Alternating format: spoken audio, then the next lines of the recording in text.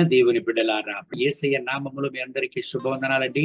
కీర్తనల గ్రంథం 40వ అధ్యాయం 1వ వాక్యం 2వ వాక్యాన్ని చదువుకుని ఈ రోజు కొరకు మనం ప్రార్థన చేద్దామండి.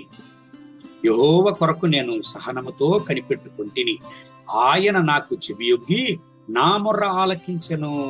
నాశనకరమైన గుంటలో నుండి, జిగటగల దొంగ ఊబిలో నుండి ఆయన నన్ను పైకెత్తెను. నా పాదములు బండ మీద నిలిపి నా అడుగులు స్థిరపరచను. స్పిరిచువల్ డ్రైనెస్ ఎల్లప్పుడూ మన జీవితంలో చాలా అపాయకరమైనది. ఈ స్పిరిచువల్ డ్రైనెస్ అంటే ఏమండి? దేవుని నుంచి దూరంగా తొలగి జీవించడము, ప్రార్థన లేకుండా జీవించడం, వేద గ్రంథము లేకుండా జీవించడం, దేవుని బిడ్డలారా ఆరాధన లేకుండా జీవించడం, ఆత్మీయ జీవితం లేకుండా జీవించడం. దేవుని బిడ్డలారా, కీర్తనకారుడు ఈ కీర్తనలు 41వ వాక్యం 2వ వాక్యాన్ని చదివినట్లయితే నాశనకరమైన గుంటన గురించి ఆయన చెప్తున్నాడు. ఆశీర్వాదమైన దేవుని బిడ్డ జీవితంలో, పిలువబడిన దేవుని బిడ్డ జీవితంలో ఈ నాశనకరమైన గుంట ఎలాగ వస్తుందండి? ఎప్పుడు దేవుని యొక్క బిడ్డల జీవితం పాపాన్ని వెతికి వెళుతుందో, ఎప్పుడు దేవుని యొక్క బిడ్డల జీవితము దేవుని వదిలి లోకాన్ని, లోకానుచారమైనటువంటి కార్యాలలోకి ప్రవేశిస్తుందో నాశనకరమైన గుంట వస్తుంది అనే విషయాన్ని మనం మరిచిపోకూడదు. ఆదికాండం 3వ అధ్యాయం 23వ వాక్యాన్ని చదివినట్లయితే, ఆదాము హవ్వ దేవునికి లోబడక దేవుని యొక్క ఆజ్ఞను తిరస్కరించి ఆయనకు లోబడలేదు. వాళ్ళు పాపం చేశారు కాబట్టి దేవుని చేత ఏదోను తోట నుంచి బయటికి పంపబడ్డారు. ఏదోను తోట ఆశీర్వాదమైనది, దేవుని చేత సృష్టించబడినది. దేవుడు సృష్టించినటువంటి ఆశీర్వాదమైన తోట ఆదాము హవ్వకు ఆ ఏదైనా తోట. కానీ పాపము చేసినప్పుడు దేవుడు వాళ్ళని తరిమి కొట్టాడు ఏదైనా తోట నుంచి. కారణం, వాళ్ళు చెమట కారి వారు ఎత్తబడినటువంటి మన్నును దున్ని వాళ్ళ కష్టపడి వాళ్ళ జీవితాన్ని కొనసాగించాలని ఏదైనా తోట నుంచి బయటికి పంపించేశాడు. దేవుని బిడ్డలారా, ఎందుకు వాళ్ళ ఆశీర్వాదాన్ని కోల్పోయారు? నాశనకరమైన గుంటను వాళ్లే వెతుక్కున్నారు. దేవుని యొక్క స్వరూపాన్ని కోల్పోయారు. ఈనాటికి చాలా మంది చెప్తుంటారు, అయ్యో నాకు ఈ ఆశీర్వాదం నన్ను వదిలి వెళ్ళిపోయినది, ఈ బిజినెస్ వెళ్ళిపోయినది, ఈ ఉద్యోగం నన్ను వదిలి వెళ్ళిపోయినది, ఇటువంటి యొక్క ఆశీర్వాదం నన్ను వదిలి వెళ్ళిపోయినది.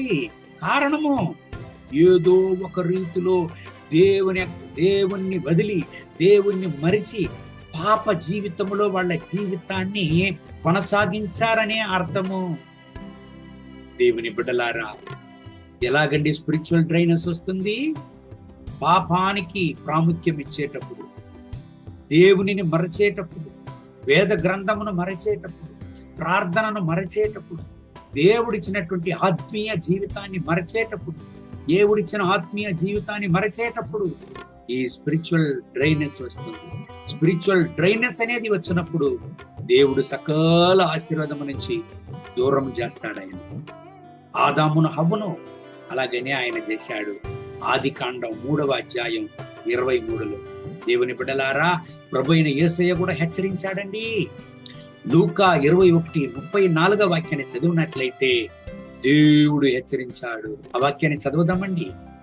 మీ హృదయములు ఒకవేళ తిండి వలనను, మత్తు వలనను, ఐహిక విచారముల వలనను మందముగా ఉన్నందున ఆ దినము అకస్మాత్తుగా మీ మీదికి ఊరివచ్చునట్లు రాకుండా మీ విషయమై మీరు జాగ్రత్తగా ఉండుడి. దేవుడు ఇక్కడ మాట్లాడుతున్నాడు చూడండి. ఐహిక విచారములు దేవుని యొక్క రాకడకు ఒక గుర్తుగా ఉన్నది. దేవుని బిడ్డలారా, ఐహిక విచారం అంటే ఏమండి? లోకంలో లోక కార్యాల గురించి అధికంగా ఆలోచించడం, అధికంగా విచారించడం, లోక కార్యాలను గురించి, దేవునికి విరుద్ధమైనటువంటి కార్యాల గురించి, దేవునికి ఈ లోకానుచారమైనటువంటి ఐహిక విచారములలో అధికంగా ప్రాముఖ్యం ఇచ్చి దేవుని తొలగి జీవించడం అపాయకరమైన అనుభవం అండి. ఈ ఉదయకాల సమయంలో నా ప్రియమైన దేవుని బిడ్డలారా, వేద గ్రంథాన్ని ఈరోజు చదివారా? ఈరోజు దేవుని సన్నిధిలో ప్రార్థన చేశారా? దేవుని సముఖాన్ని వెతికారా? మన కొరకు కల్వారి శిలువలో రక్తాన్ని చెందిన దేవుడు ఆయన. ఆయన ప్రాణాన్ని మన కొరకు త్యాగ బలియాగి ఇచ్చాడండి. మనల్ని ప్రేమించాడు ఆయన. ఈ లోకము మనల్ని వద్దని తిరస్కరించి అవమానపరిచి మనల్ని త్రోసినప్పుడు మనల్ని చేర్చుకున్నటువంటి ప్రేమామయుడు ఆయన. ఆయన ప్రేమను ఏనాడు మరవకూడదు. దేవుని బిడ్డలారా, ఈ ఉదయకాల సమయంలో పరిశుద్ధాత్మ దేవుడు మీతో మాట్లాడుతున్నాడు.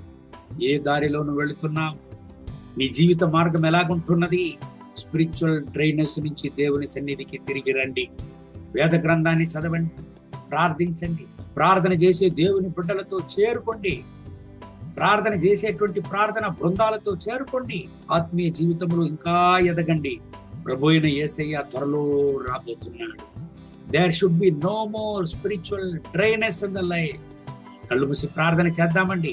ప్రభు అయిన యేసయ్య, మా జీవితంలో స్పిరిచువల్ డ్రైనెస్ ఏ ఉండకూడదు నాయన, మీరు మాకు కావాలి.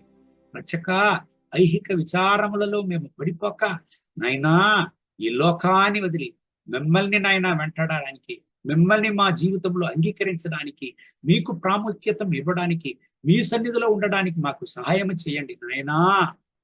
ఈ లోకం మమ్మల్ని తిరస్కరించినప్పుడు, ఈ లోకం మమ్మల్ని వద్దని త్రోసి పుచ్చినప్పుడు మమ్మల్ని చేర్చుకున్న ప్రభు మీరు నాయనా. నిజమైన ప్రేమ ఈ లోకములో లేదు. నిజమైన ప్రేమ ఈ లోకములో లేనే లేదు. మీలో మాత్రమే నిజమైన ప్రేమ ఉన్నది. నా రక్షక, ఆ ప్రేమను వదిలి ఆదాము హవ్వలాగా ఆ ప్రేమను మరిచి ఏదేను తోట నుంచి నాయనా మేము కూడా ధర్మపడకుండా, నా రక్షక, ఆత్మీయ జీవితంలో జాగ్రత్తగా ఉండి మీ సన్నిధిలో ఉండడానికి మాకు సహాయం చేయండి. ఎల్లప్పుడూ మీ వేద గ్రంథాన్ని ధ్యానించి మీ సన్నిధిలో ప్రార్థనలో ఉండి ఆత్మీయ జీవితంలో జాగ్రత్తగా ఉండడానికి మాకు సహాయం చేయండి. ఈ ఉదయకాల సమయంలో ఎవరంతా నాతో కూడా చేరి ప్రార్థన చేస్తున్నారు, ఈ బిడ్డల్ని ఆశీర్వదించండి, దీవించండి. మీ కృపా కనికరాన్ని కూడా దించండి, ముట్టండి, సహాయం చేయండి. నాన్న అగ్ని జ్వాలగా మార్చండి. వీళ్ళ అవసరతలంతా సంధించండి. మీరు రక్త పోటలో వీళ్ళని దాచుకోండి నాయన. వీళ్ళ కన్నీటిని తొడవండి, వీళ్ళ అవసరతలను సంధించండి. వీళ్ళకు వృద్ధంగా వచ్చే ఆయుధం వృద్ధులకు పోవునుగా. మీ మహోన్నతమైన ప్రసన్నతలో ఈ బిడ్డను కూడా నింపి నడపండి నా రాజా. ఈ రోజంతా ఈ బిడ్డల్ని కూడా ఆశీర్వదించి దీవించి మీ కొరకు జీవంగల సాక్ష్యంగా నిలిపి నడపండి. మహిమ ఘనత స్తుతి మీకే. యేసయ్య నామములో వేడుకుంటున్నాం మా ప్రియ పరలోకపు తండ్రి. ఆమేన్. May God bless you. Have a good day.